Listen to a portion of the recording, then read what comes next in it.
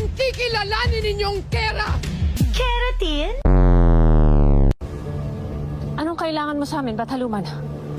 Mula ngayong malaya ka na, magagawa mo na.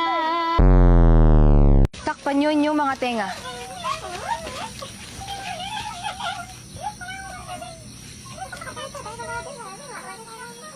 Di mapigilang mag-isip na baka sa tagal mahulog ang loob mo sa iba.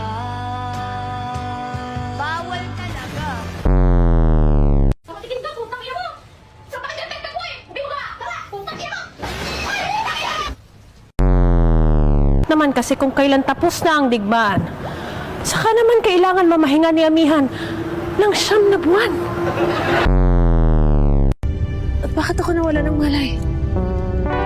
At masakit ang aking katawan. Dahil tinamaan ka ng lakas galing sa brilyante ni Danaya.